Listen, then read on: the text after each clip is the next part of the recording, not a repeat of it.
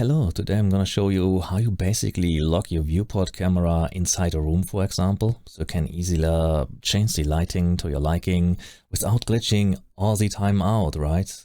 Because if you don't use the tricks I'm gonna show you, normally it behaves like this, and then you need to find a way back in sometimes, and it can be quite distracting always seeing this. Of course, you could hide now the walls and do everything. But if you want to see my workaround, basically stay tuned.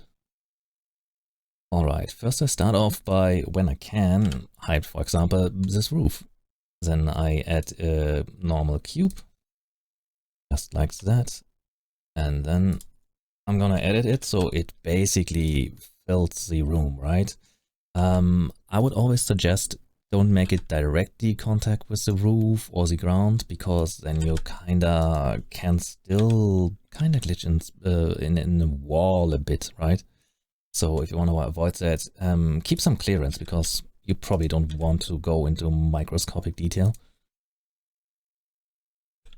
You could also basically use booleans to cut out certain regions if you don't want to land inside a drawer, for example. But yeah, let me just shape this really quick here. Just like that, and we extrude this so we can basically go around all in the room. Let's press Alt A. I use circle select just by pressing C and then G to move and Z to go up, right? And now I have a cube. And there's one more thing I need to mention. Normally default Blender, right? If you have it on default settings, you just see these two icons. And if you use the shortcut Alt H, for example, oh wait, I'm still in edit mode, so it doesn't work. Alt H to unhide, right? Yeah, you see the cube is back. So to prevent this behavior, right, I would suggest to go up here, click here, then checks this little monitor, right? Now we can close this basically, and now unchecks the monitor, because even now if you press Alt H, let me show you, press Alt H, this eye icon goes on, but this monitor does not, and so the cube is still hidden and doesn't distract your view. And this is of course so the cube won't be seen in render, so definitely disable it in renders, or else you have a room filled with a cube as well. Very unlucky. Now we're gonna add a camera basically. Next thing we're gonna do, I disable my 3D cursor, I think.